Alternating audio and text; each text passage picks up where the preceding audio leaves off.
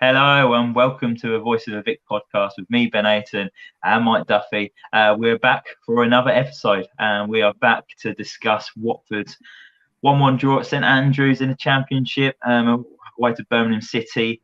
It was a point on the road. Watford are still unbeaten, played 4 games now, 1-2, drawn 2. The 2 draws that came away from home, and yet we picked up that draw yesterday at St Andrews.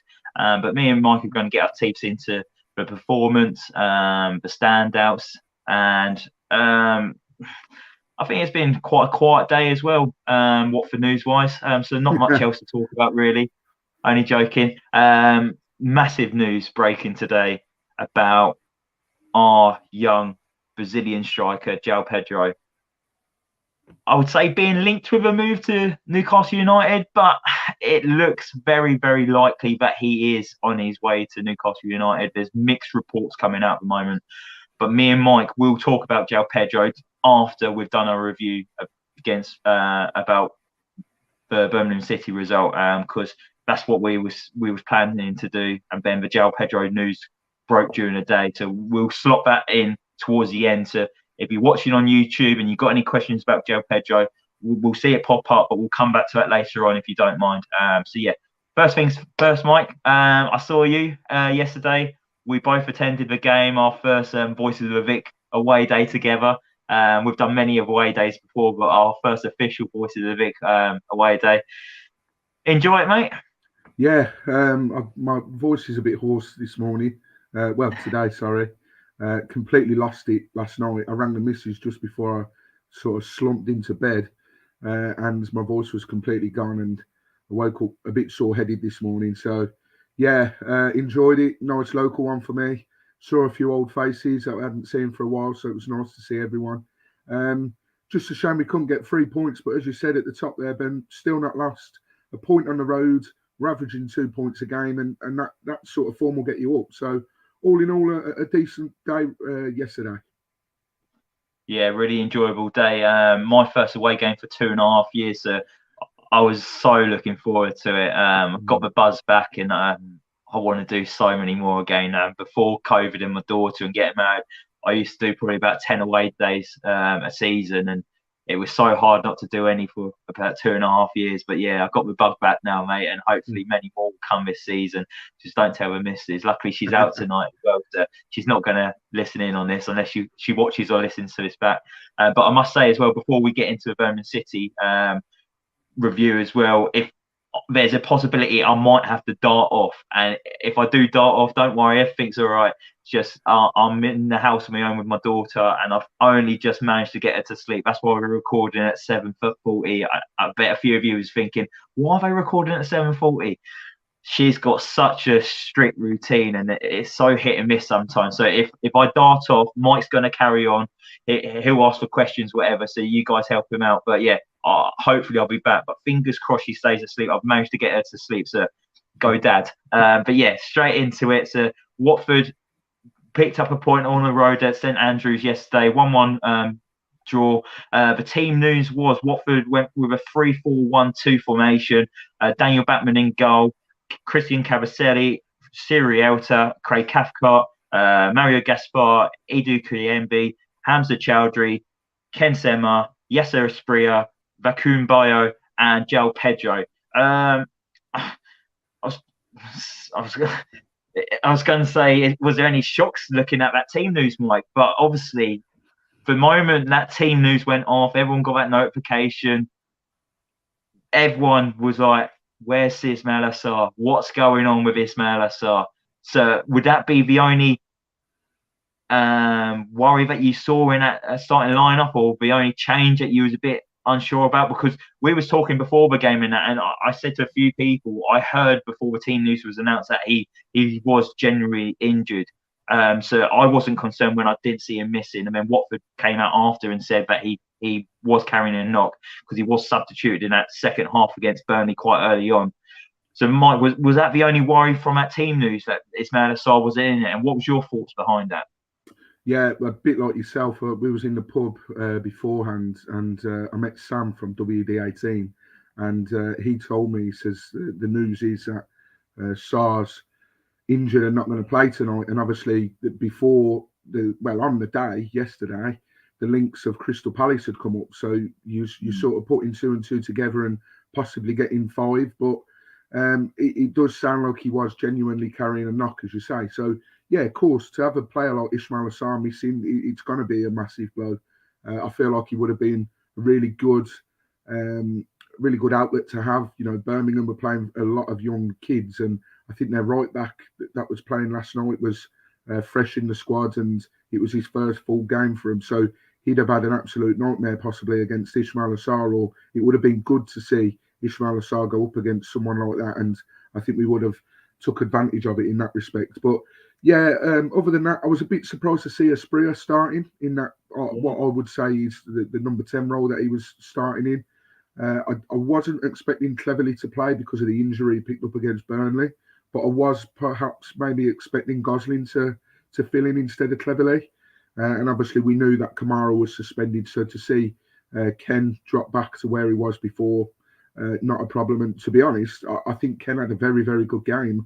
Obviously, we thought it was him that scored, but it turns out it was Manai. But other than that, I wasn't that shocked. But obviously, seeing Sarr not in the starting 11 wasn't great, to be honest.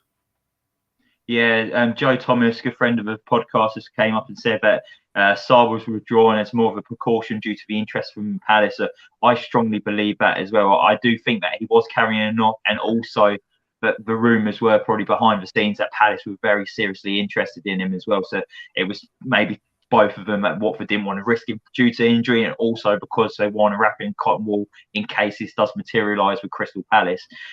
What I will say is it'll be very interesting to see if he's in the matchday squad on Saturday, because Rob Edwards did say after the game yesterday, saying that he should be back from injury on Saturday. So if he's not in that matchday squad, then obviously, he's off to Crystal Palace or another team if they come in for him. So that will be one to watch. Mike, also Bakun Bayo got his first start last night. What did you make of his performance? Yeah, I thought he was all right. He's got a bit of stick on Twitter today, I noticed, and I thought he did all right when he come on against Burnley. Looks like he could be a handful. He hit the post. Obviously, we didn't know that it hit the post from where we were stood. It looked like Cathcart had headed it all the way in, and then possibly it was cleared off the line. But I think he played a couple of good balls through as well to get us on the front foot attacking wise. So I think he can be a handful, and I think if we get the right players around him, I think he can score goals in this league. Absolutely. He's not afraid to try and get up and win a header. But I think once that first goal comes for Bayo, I think we'll see the rest of them go in. To be honest, I do like what we've got in that player, and yeah, like I say, I think he can score a fair few goals this season. Yeah, he does do a lot of running for the team as well, so it'll be interesting to see how he does develop this season. And obviously, like you, I saw a lot of negative comments about him as well. And look, let's just get off everyone's backs at the moment. We know it's a new head coach, new players coming in. Let's not write them off straight away after their first starts. I've seen lots of people comparing him to Andre Gray. All I'll say to that is behave. Just behave. Also, like you said, Mike, Yasser Asprilla, he did pick up his first start. I was very impressed with him. A lot of people might not have put him into that starting lineup. Like you said, maybe Dan Gosling would have came in as more of a like-for-like replacement for Tom Cleverley. But Yasser Asprilla really took that opportunity yesterday. He didn't shy away from the challenge. And I thought he was probably one of the big standouts from a game yesterday, if not the standout. Yeah, you know what you're going to get from a player like that. You know, young South American lads just come over to England, wants to impress everyone, and he just did not stop running.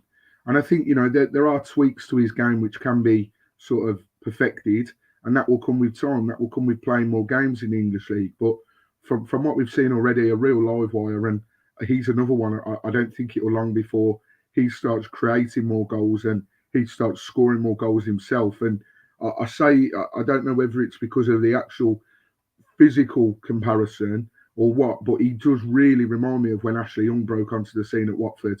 I think Rob Edwards said it looked like he was a 9-year-old out on that pitch, but honestly, he was everywhere. And once he's perfected a few bits to his game, we've got one hell of a player on our hands, and you can see why he was so highly rated. And there was a few fans amongst the negativity that said, if we sort of coach him right and nurture him right, then he could maybe be even bigger than Pedro and Richarlison. But obviously, it's early days to make those comparisons. But I was really impressed with Asprilla. Yeah, I definitely think it's another gem that the Pozzo scouting network have found, and it's hard to judge him after his first start for Watford to say whereabouts he's going to end up. Is he going to end up on the same level as Joao Pedro and Richarlison? We're just saying that because of the South American connections, but it's so hard to judge. But it's encouraging after that first start. Like within 5 minutes, he had the first shot of the game. Like he drove to the edge of the box and had a shot, and it just went over the bar. But it showed that he wasn't scared, and like he wasn't bothered by playing in a different country that he's never really played in the league before. He wasn't afraid of what was ahead of him. And like you got to remember, he can't speak the language either. But the way he linked up with all his teammates was brilliant. It wasn't just Joao Pedro who's linking up with in the second half when Watford got their goal. We'll talk about it a bit more later, but he linked up really well with Gaspard over on the right hand side, and it just shows that he's such an intelligent player for his age, and he's only 18.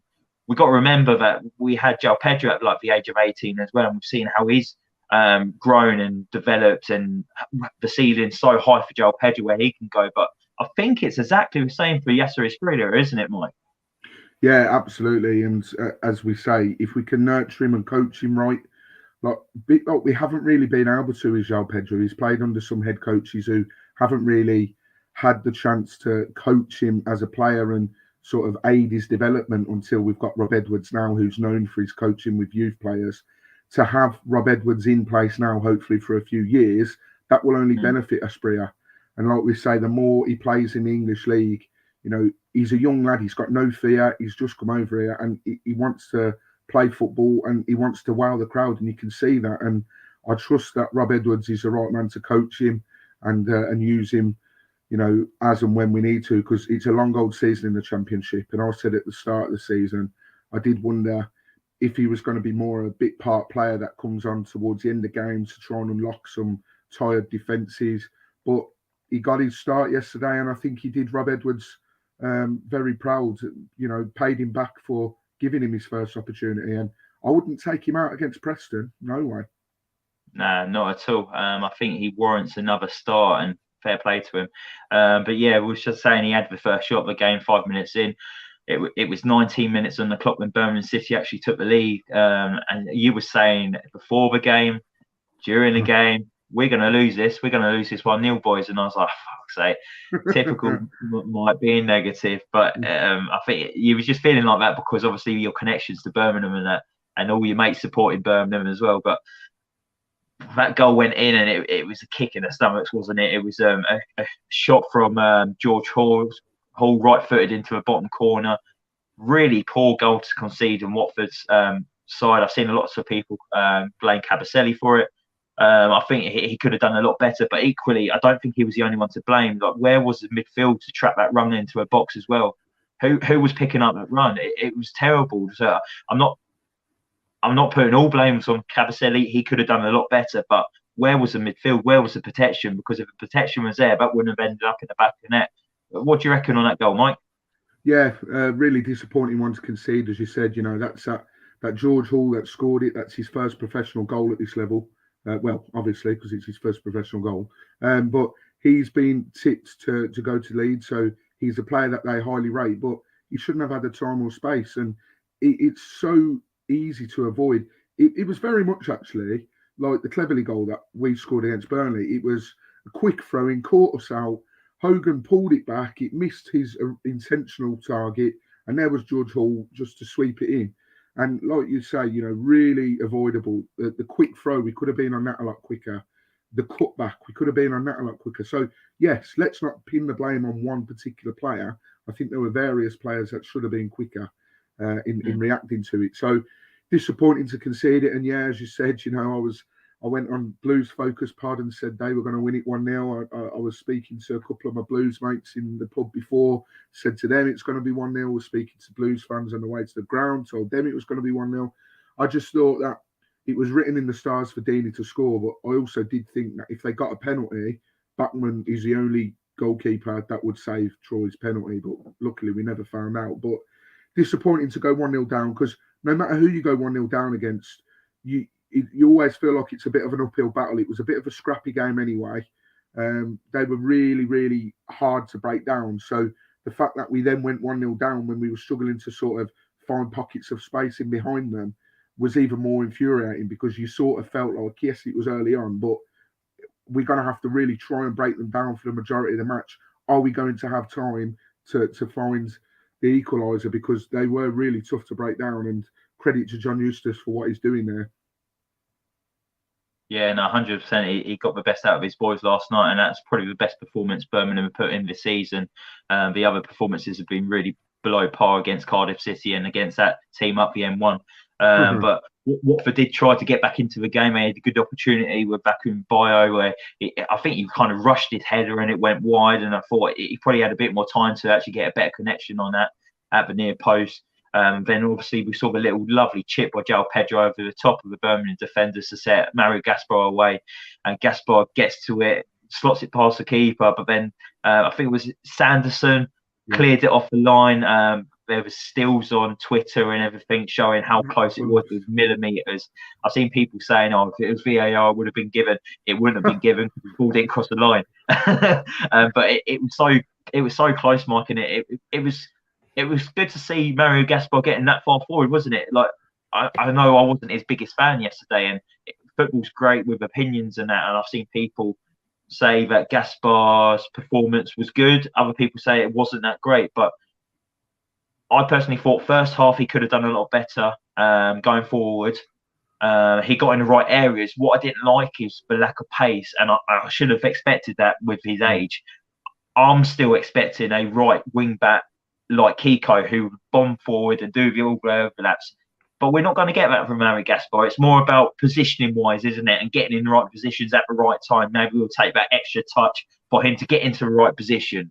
And that certainly happened with that chance there, Mike, didn't it? Yeah, and like you said, he's another one that split hairs with the opinion of whether he played well or not yesterday. I mean, me personally, I thought he had a very good game. I thought he looked good going forwards. Obviously created that chance.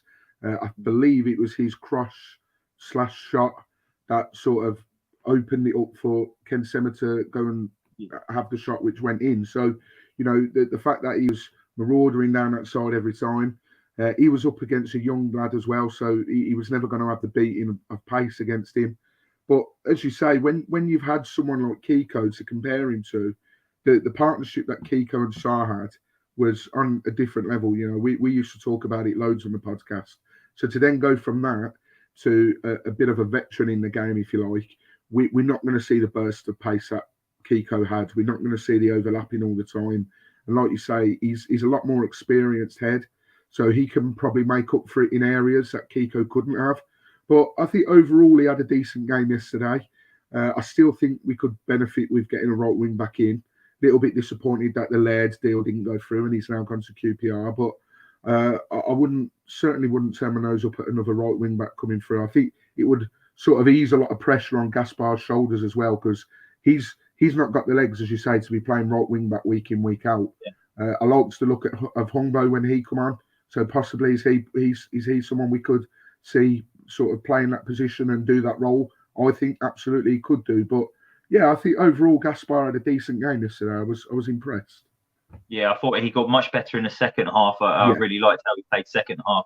And I was a bit critical of, like, we met up with people at half time on the concourse, and I was a bit critical of Gaspar, and I hold my hands up, and I just didn't like the lack of pace. But the positioning wise and the quality on the ball, he has definitely got that. And I don't think he's a right wing back. I think it'll be interesting to see if he can maybe slot into that right centre in the back three. I think that's probably more suited for him because he hasn't really got the legs to keep going up and down.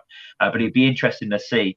So yeah, obviously Watford went in at half time 1-0 down. We all thought, fuck, here we go again. It's going back to last season, poor performance and that. But to be fair, Watford created chances in that first half. They just didn't take them. I think there was a few unhappy Watford fans with the performance at half time, but personally, I thought it was okay. It was definitely better than the performance away at West Brom, where we actually controlled the game a little bit more and we created opportunities. The only opportunity we had at West Brom was Ismail Assar's from his own half.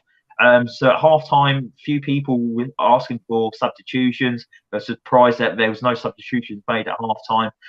So the game kicked off again in the second half, and it took to 55 minutes for that first substitution. Like 10 minutes into the second half, Bakumbayo came off and Ray Minaj came on. I think he made an impact straight away, didn't he, when he came to the bench? And it looked like he had a point to prove, because maybe he wasn't happy that Bakumbayo got the first start at Watford between the two, because before Manais came off the bench ahead of Bayo, so maybe he thought, okay, I'm ahead of him in the manager's selection for attackers. But then he didn't start the game, so maybe that was rumbling inside him, going, I need to show the manager that I need to be ahead of Bayo. Do you think that was possibly the reason why he looked so up for it last night? Yeah, and I think every player should have that sort of, mind frame about them, because, they just, it's so early on in the season and everyone's position is still up for grabs, I'm sure Backman will be working his absolute arse off in training, and he's certainly proven his point in the league as well, because again he had a good game. So there should be loads of players that are thinking that, and yet Manal, we know what he offers. He comes on. He's one of these that gets stuck in, does the sort of dirty work, if you like. Bit of a stocky bloke, so not afraid to leave one in on people. And I think as well, people might call me bollocks on this, but I think maybe the point of, he was the new Watford number 9. And he was against the old Watford number 9, who was a legend. You mentioned that yesterday, didn't you? Yeah. Yeah, he was getting, he got a good reception from the Watford fans during the game, after the game, before the game. So maybe he had a little bit of a personal point to prove, as if to say, look, I've got your number now, and this is why I'm going to, really work my socks off to show that they've not just given it to any Tom, Dick or Harry. Not that it concerns Troy anymore, but I think on a personal level he would have wanted to. But look, in all seriousness, I think he would have wanted to show Rob Edwards what he can do. Every striker we got at the club will want to be starting. Even harder as well, because you've got the likes of Pedro, Davies, Sarr. We've got some seriously strong attacking options as it stands.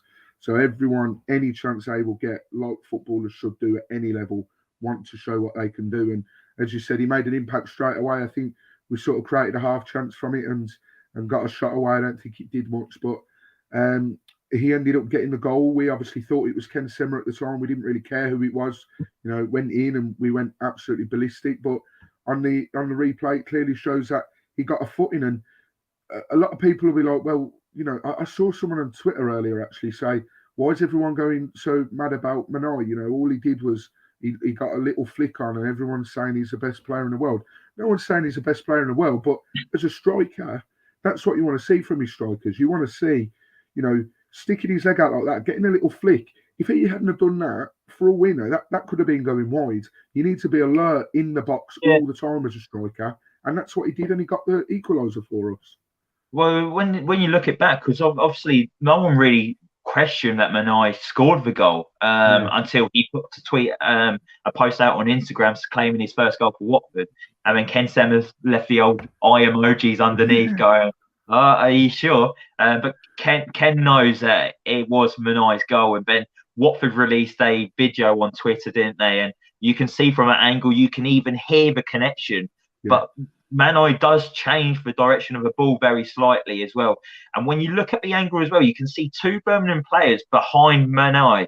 And if he doesn't touch a ball, I think they potentially clear that off the line from Ken Semmer. But because he's got that faintest touch on it, he directs it away from the 2 Birmingham players that was behind him, and it's ended up going in the back of the net. So, yes, we're not saying he's the best player to ever grace a football pitch, but he showed great instance to just get on the end of that, to pop it in, and fair play to him. And yeah, he's got his first Watford goal, and he's up and running now. But what I liked about him yesterday, Mike, as well, when it was a bit quiet in that second half, He's just entered the pitch. I think he's just had a shot. It went wide or something. Then it was still quiet, but then I think he closed the ball down by the corner flag by the Watford fans, didn't he, Mike? And I think he won a throw-in for the team or something, or a corner. And then he went up to Watford fans saying, "Come on," lifted up his arms, and that got the Watford fans going. And everyone didn't stop singing or cheering after that. And then that motivated the team to score, because we scored about 5 minutes after that. So I'm putting Manai down for a goal and an assist, Mike. We haven't seen a player do that since, funnily enough, Troy Deeney. Troy used to do it all the time. We'd win a corner in the rookery end in that corner, and he'd always be, lifting his arms up, trying to G the crowd up. And that's what you want to see. The players, it's straight out the cliche book, this is, but honestly, the fans can spur you on at any level. You play Dog and Duck League on a Sunday up until the Premier League in England, and any support you can get from the sidelines, it G's them up. And that's where the famous saying of 12th man comes in, and I'm not just saying this because we're biased as well, and I've seen a few Blues fans say this. I thought our support last night was absolutely fantastic. It was like you've not done an away for 2.5 years. I think my last one was November when we lost to Arsenal, but I actually wasn't in the away end. I was just above them, so I'd sort of forgot about how loud the atmosphere can be. But I thought the atmosphere was superb yesterday. I mean, my voice is a bit croaky, so that's my evidence of it. But I think the away support is fantastic, and if we can take that along every week, then the crowd are going to win us some serious points this season. And fair play to Manai for doing that. As you say, we scored not long after, and from then on, we were in good voice, and you could see the lads wanting to go and get that winner. But unfortunately, it wasn't to be. Wasn't to be, but it was close, Mike. Joao Pedro, really good opportunity to get away from his man, ran into the box. Running into the box at speed, and I think he just tried to hit it as hard as he could, and he tried to get it in that top corner, similar to like what Connor Washington did for Rotherham the other night, get it into that really tight angle, when obviously he should have hit it across the goalkeeper, and he would have had a much better chance of scoring. That was such a big opportunity, Mike, and I said to you when that happened, I said, that's our chance, that's our one chance to win the game. And it was so it was frustrating, wasn't it, to watch, Mike? I thought he was doing it to put off Newcastle, but as we'll speak about in a minute, it doesn't seem to have worked. But I thought there was a couple of sort of I think stray moments is probably the best way to sum it up from Joao. It certainly wasn't his best performance we've seen in a Watford shirt. Could the Newcastle interest have sort of unsettled him a little bit, possibly? When it first come about, I remember seeing the article from Fabrizio Romano, and then 5 minutes later he posted or reposted the pictures of training, as if to say, look, I'm still focused. Then he put a graphic up of Birmingham Watford, so quite happy. Seemed to be focused on the game ahead, but certainly wasn't his best game. And as you say, that was the chance, one-on-one. Usually you'd back him as well. He's not shy of scoring goals in this league. But as you say, I think he just tried too much. As you say, it would have been simple enough to just put it the other side of Ruddy, and it would have been 2-1, and we'd have been going away with 2 extra points. But I think on the whole, I think a point was a fair result, to be honest. We come up against a very well-drilled and very well-organised Birmingham City side. We knew Eustace had drilled his sides like that, and that's why we weren't exactly against the idea of him managing us before the sort of talks were shut down. But disappointed, and that was the chance, Ben. But could that have been his last involvement as a Watford player? Who knows? Quite possibly, and it would be an absolute shame if he does go. And I've been so busy today, so it's been hard to try and keep up with all the news. And I think I've managed to catch up to when we've recorded, so I don't know if there's been any news since we've started recording. I hope not. I've got all the notifications to Adam Leventhal and Watford and other people, so if it does pop up, I will let you guys know. But yeah, I'll be absolutely gutted. Not because he's I got him on the back of my shirt last Friday. It's I'm classic, that that is, guy. Ben. I am Classic. that guy. What is it? 15 quid to get a name and number on the back of a shirt. But yeah, I did it. So what a mug. But yeah, not because of that. Obviously, he's the most talented Watford player I've seen for a very long time, especially for his age. I think his potential is through the absolute roof. So I'm going to be gutted if he goes, and it looks very likely that he's going to go. But we'll talk in depth in that a little bit more in a sec. So yeah, Mike, before the game actually finished, we saw a Watford debut of Keenan Dave as he came on. He's joined the club after his move from Aston Villa. He's joined on a season loan with an option to buy at the end of the season. But rumours behind the scenes is that he's actually signed a permanent contract already. But who knows?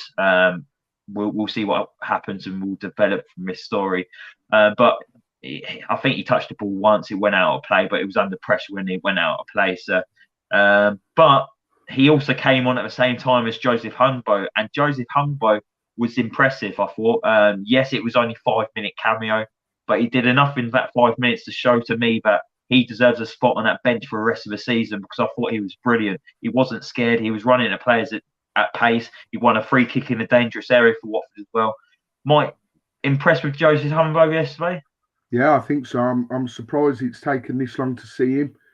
We all knew he had a brilliant loan spell at Ross County last season under Malky Mackay, and then he's come back this season and was heavily involved in pre-season. So I thought we might see him on a bench at least, and I think this was his first bench appearance. I know we're still only 4 games in, but yeah, very impressed. And I think Keenan Davis should have been brought on probably a little bit sooner than, was it 2 minutes ago? So I was a little bit disappointed at Rob Edwards for that. He'll probably get sacked for that now, as Matthew Doyle's alluded to in the comments. We do like to sack our manager every 2 minutes, as he says. But no, in all seriousness, I think Keenan Davis should have come on a lot sooner, especially against Birmingham. He's not going to need any motivation to play, but the fact of he could be making his debut against the rivals of the club that he's just arrived on loan from, you'd think that might G him up that little bit extra. So, yeah, disappointed not seeing him come on sooner. But Hungbo really did impress me. And like I said earlier, I would not be against seeing him in the team in the not so distant future, because we know what he's like getting forwards. It's just a defensive aspect that we don't know whether it's his sort of game. If he was to fill in at wing back, we know he'd be able to do it going forward, but would he be able to do it defensively? We don't know. But yeah, that I was quite happy with Hungbo, and it would have been interesting to see what he could have done if he was on the pitch a little bit longer. Yeah, it would have been interesting. I think he is definitely going to be involved more this season, and that's good. That's news to great news for Watford fans, because we do like Joseph Hungbo and we want to see more of him this season. So that'll be good to see. Just quickly, Mike, just to round up the Birmingham City game, sum up the performance for me. Pleased with the performance, because I've seen a lot. Well, to be fair, I've seen a lot of negativity for Watford for.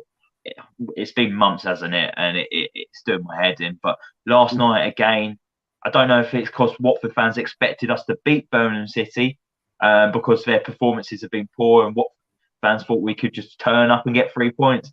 But believe it or not, Watford fans, that's not how you win football games. And it definitely doesn't work like that for Watford. You have to turn up, you have to put in a shift, and you have to be better than the opposition. And unfortunately, yes, we had a lot more possession, but it's what you do with that possession, and we didn't have the better opportunities last night. So, Mike, what do you reckon about that performance last night? It was an improvement. It's not there yet, but what's your thoughts on it? Yeah, what you just said towards the end there, it's not quite there yet. We're not the finished article, but we're still picking up points. I said this against West Brom. It might not have been the prettiest, but we're still coming away with points. We were far the better side, but we weren't clinical enough last night, and that's what cost us. Completely the opposite to West Brom. We weren't, anywhere near as good, and scored from 60 yards and then missed from 12 yards. So, yeah, much better performance-wise. I think we're screaming out for Imran Loser in the middle of the park. My brother was sat with us, and he said, we're screaming out for a midfielder that wants to come and get the ball and carry the ball and link the, defence and attack. So we're screaming out for that sort of midfielder. whether we just wait till losers back, which is next month, or whether we do get one in before the end of the window, we don't know. But yeah, happy with the performance. Disappointed not to win it with Joao at the end, but I think the point was a fair result. I know we're not going to touch on it, but you could argue that Blues should have had a penalty towards the end, Hamza Chowdhury diving in. But yeah, point, fair result, and win your home games, lose your away, and draw your away, sorry. And so far, that's what's happening. So yeah, happy, and wait till we do click, and I think we're going to see some really, really good stuff. Yeah, well, if you average 2 points a game in this division, it does get you promoted. That's what Watford's got at the moment. So if you win your home games, draw your away games, that could get you promoted. And Watford have done that so far. We've got to remember, I don't get the whole negativity about it. Watford are still unbeaten. They're 3rd in the Championship going into tonight's fixtures, Wednesday night fixtures. Yes, we could potentially maybe drop down a place or two, and Blackburn could extend their lead at the top of the table. We're 4 games in. Just calm down, everyone. On the performance-wise, anyway. But Joe Thomas has popped up and said the problem with our fans is they expect things to happen instantly. We wanted a manager like Edwards to come in for so long. Fans need to get off everyone's backs and be a bit patient. Good times will come. We're seeing little glimpses at the moment. It won't be long. And I echo everything you said there, Joe. A lot of sense spoken there. But I can also see the negativity from Watford fans about the news that was broken today, Mike, because in the summer, Scott Duxbury promised that Joao Pedro would stay at the club. They would maybe build a team around Joao Pedro. And since the rumours developed that Watford turned down a £20 million bid for him, last week, was it? Or start of this week, Monday, was it? Watford rejected the offer. Watford have gone back and given the valuation of what they expect for Joao Pedro. And then news broke today that Newcastle have submitted a new bid for Joao Pedro, and it's potentially getting accepted by the Watford hierarchy. So I can see the negativity from Watford fans on that basis as well, where, again, promises... If the transfer does go through, promises have been broken from a hierarchy, and I stand with everyone on that, because I'm fed up of being lied to by the owners of this football club and the chairman. But Mike, this is heart-wrenching to see our favourite player, not our favourite player, our player with the most potential, the guy who's... I reckon if we keep Joao Pedro, we get promoted. I think there's that much hopes on him as a player. But if we lose him, I really think we'll struggle. To lose Emmanuel Dennis, already gone to Forest. Joao Pedro potentially, very likely off to Newcastle United. And then the rumours of Ismail Assar off to Crystal Palace. If we lose all 3 of those, like, what the fuck's gone on? Like, Watford, they've came out and said that Watford don't have to sell. We're not in a financial trouble to try and make money or get money back to get us out of the shit. So why not just rebuff all the offers that come in for Joao Pedro and just say, no, we've promised our fans that he's going to stay at the football club, but they've not done that. They've crumbled at the second bid from Newcastle United. What's your whole take on this, Mike? Yeah, I mean, obviously it'd be disappointing to lose Joao. I think, the Duxbury did say that they'd want to build a team around him, but at the same time, and I'm not saying that I agree with, him saying that and then going back on their word, but at the same time, we know how the Pozzos work. They sign young players for a low fee, and they develop them to the best that they can, and then they get a big fee for them. I can't remember how much we signed Richarlison for, but we then went and sold him for £50 million. Dennis is a bit of a crap one, to be honest, because he's not exactly someone we bought in very young and developed, but we bought him in for 3 million and sold him for 20 million. So we've made 17 million profit. We've made plenty of money off selling players and sell-on clauses for other old players this season as well, we definitely don't need the money. I will say this though, I can't remember who I was speaking to it about. It might have been on one of the other podcasts, or it might have been on one of the Twitter spaces. But I do think that if Pedro and Sarr are to go, and a lot of people will disagree with what I'm going to say, I do think the Pozzos will have something up their sleeve. I don't believe that we would let our two best players go and then the Pozzos be like, right, so what we're going to do now? Like, I think they will have someone. Yeah, exactly. I think they'll have someone up their sleeve. I think negotiations, if we are in negotiations with Crystal Palace, like it's rumoured to be, if negotiations are ongoing with Newcastle, like they're supposed to, and a lot of people, the Times have come out and said that it's pretty much a done deal. If these are the cases, we would be, it's stupid not to be in negotiations with another club for their players. Yeah. Because we cannot leave it this late. There's 2 weeks left of the transfer window. So to lose two big players like that towards the end of the transfer window is an absolute, sucker punch. But I would like to think that the Pozzos have at least got enough credibility to be talking to other players and to have other targets in those areas. I think I would say as well that we don't know that this is what is happening. It's all, the Times have come out and said it's pretty much done. Yes, you have your reliable sources on Twitter and whatnot, but I think we wait till the Athletic and Andrew French, because they're the ones that have got the closest ties. Where the hell is Andrew French? Can we get him back from his holiday? Because it's radio silence at the moment. We would need him back, don't we? We need him to break the news.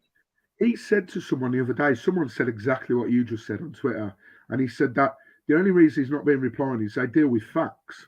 So that's sort of saying to me that it's all just hearsay at the moment. So unless something is solid in the water happening, he won't comment on it. But, knowing my luck, we'll come off this and we'll see an article from Andrew French saying that we've sold Pedro. But the thing I wanted to just finish on with Pedro was I would be disappointed if it is 25 million.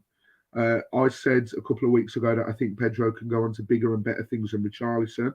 I'm not saying that we'd get 50 million for him now, but why not stick with him? If the player's happy to stay here, and it doesn't look like he's throwing the toys out the pram, regardless of how he played last night, if the player is happy to stay here, why don't we use him to our potential? Keenan Davis, the type of player that he was at Forest, he will automatically he will create chances for Pedro, and Pedro will easily get 10 goals this season if Keenan Davis plays week in, week out, and he plays like he did at Forest. So if we can use Pedro to our full potential this year and he gets double figures and gets us promoted back to the Premier League, that automatically adds more value onto him.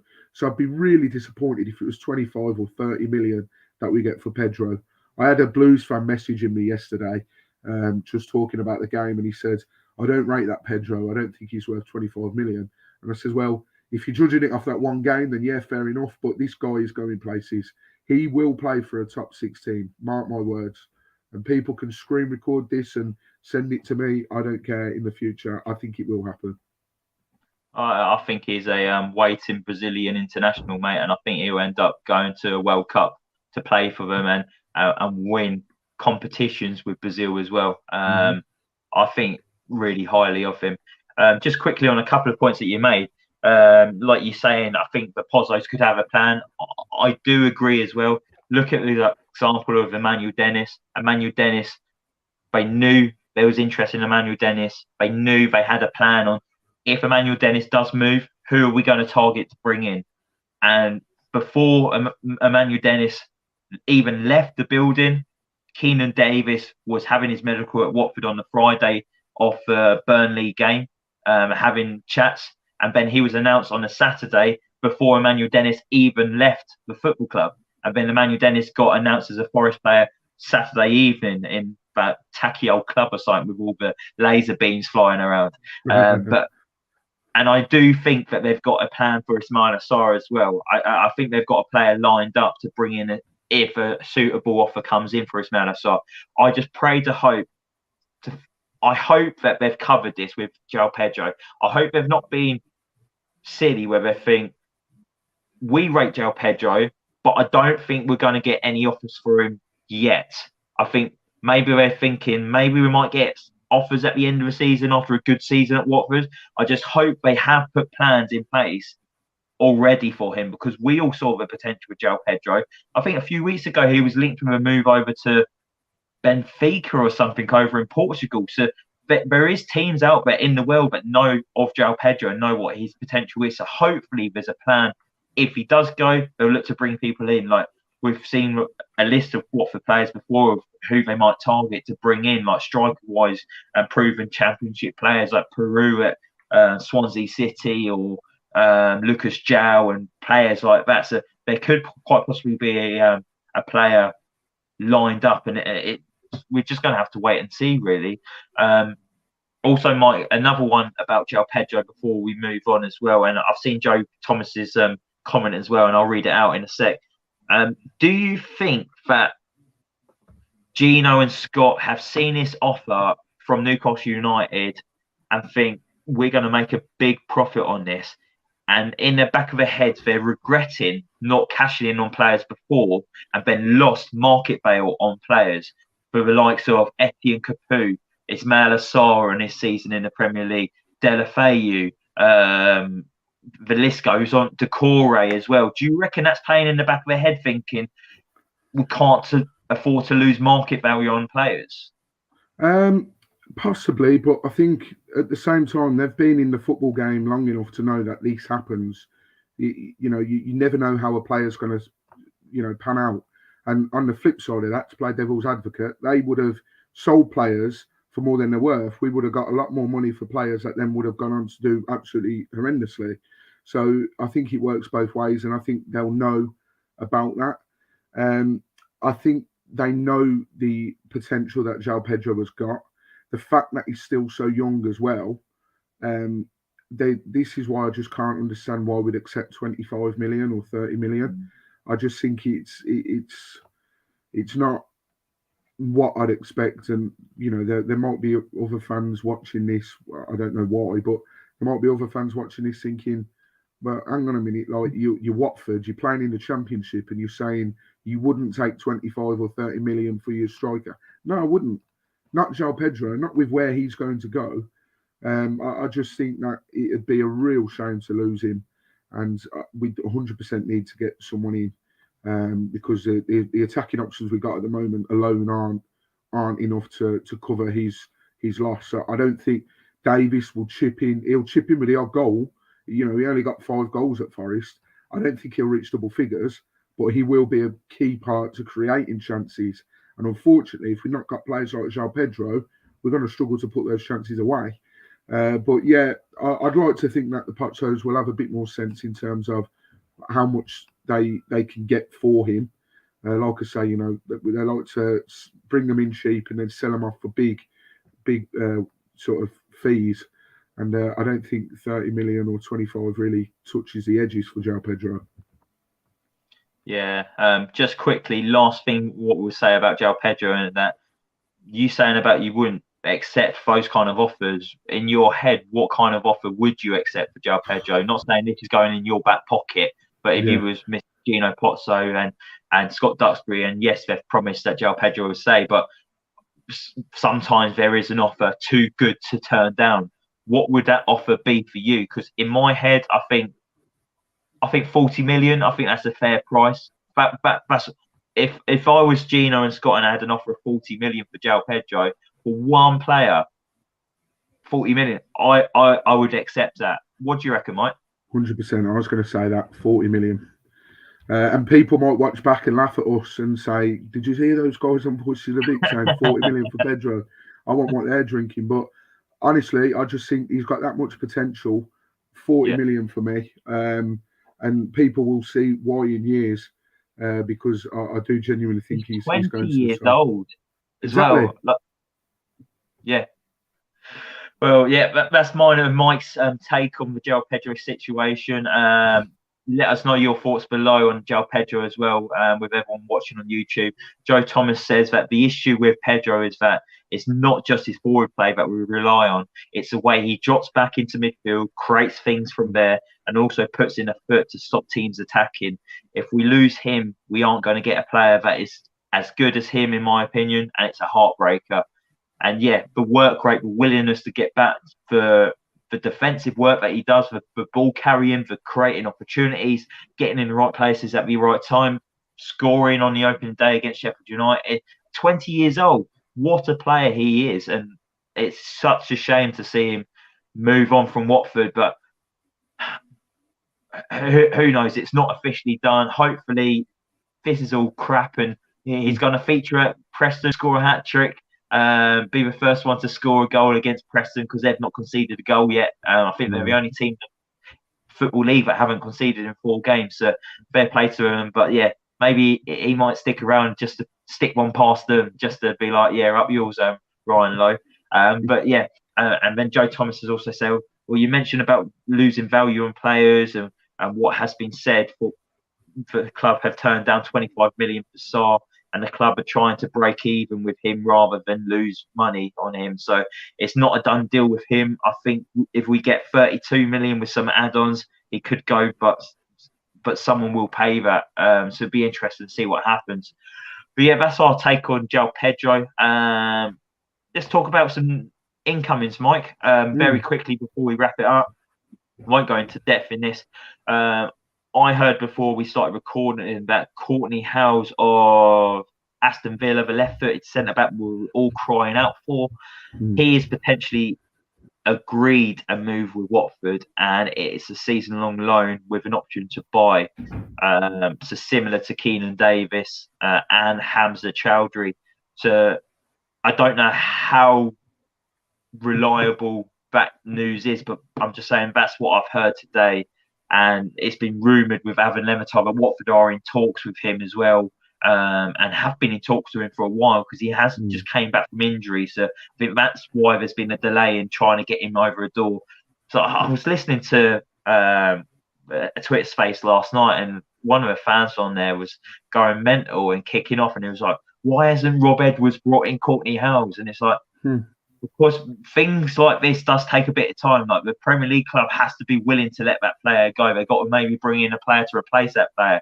And Courtney Howes has actually came back from an injury as well. So he needs to build up his fitness. Maybe Watford don't want to sign an injured player and we're waiting for him to build his fitness first before he actually makes a transfer. So that's why he probably hasn't made that move to Watford yet. But Mike, would you be pleased with the addition of Courtney Hawes? Yeah, I would. I think the season at Villa, we're in the Championship to come back up. He played a key role for Aston Villa that season. And I think as well, just to go off the back of what you just said there, why hasn't it been done? You got to remember the Premier League started after, so they're still re-evaluating who's going to be in their squad and who's not. And Diego Carlos, who was one of their big summer signings, a centre-back, has just been injured, and he's going to be injured for 6 to 9 months. So they're probably at the club now thinking, well, can we play Hawes, or can we get someone else in and let Hawes go? So that will be, that will slow the process down. But from what it sounds like, as you said, it sounds like they're willing to let him go out on loan. But left-sided centre-back, Ben, we've been screaming out for it. We got good money for Samir. No one's kicking off about him going. We got very good money for him, £6 million, I think it was. So, great money for him. And again, shows that the Potso have made some really good money this season. But yeah, we've been screaming out for a left-sided centre-back. It just flows so much better if you're playing a back three. And I'd welcome him. And very experienced in the Championship, which is what you need. Maybe question marks over if we were to get promoted, would he cut it in the Prem? But let's just focus on, this season and finishing the best that we can in the league. Made me laugh about that Diego Carlos as well with Aston Villa, who's been ruled out for up to like 6 months or so, or the whole of the season because of ACL or something ruptured, I think. One of our mates put something in the WhatsApp group that we're in, and he was saying that bloody typical for Villa. Before joining Aston Villa, I think he's only missed like 6 games in his whole entire career, and now he's joined Aston Villa and he's out for like 6-7 months, and he was just like, it's just some bloody luck. So that did make me chuckle, but obviously, hopefully, he makes a good recovery. Another defender linked with a move to Watford, Mike, and it looks like a permanent deal. It's going to be Jack Stevens joining from Southampton, the 28-year-old. He's been at Southampton for 9 years now. Southampton fans seem to like him, and I've seen a lot of Southampton fans that would be unhappy if he does leave the club. What's your take on Jack Stevens? Yeah, I can't say I know too much about him as a player, to be honest. Like yourself, I've gone off what the Southampton fans have said. A lot of them have said he can't, perhaps doesn't cut it in the Premier League, but would be a great addition to a Championship side. So he's going to have to be one of them where if he joins, we'll judge him once he gets going, really. But experience, as you said, being at Southampton for 9 years. I looked at his stats, played a decent amount of games as well. So anyone that's played that amount of games in the Premier League for the Southampton side, who generally speaking tend to do well, and I know they've lost 9-0 a couple of times, but generally speaking tend to do well. I'd welcome it, another experienced defender. So happy days, bring him in. Yeah, and we're going to have to wrap it up now because my daughter's literally just woken up now. I think I've been talking so loud. But yeah, we've covered literally everything I wanted to do. So yeah, thank you so much for everyone who's watched and interacted with us tonight. If you're watching on YouTube, don't forget to hit that like button. Don't forget to hit that subscribe button. And thank you very much for sticking with us and carrying on growing Voices of the Vic. So yeah, that's me and Mike signing off now. Stay safe and hopefully 3 points at Preston North End at the weekend. And come on, you Orns.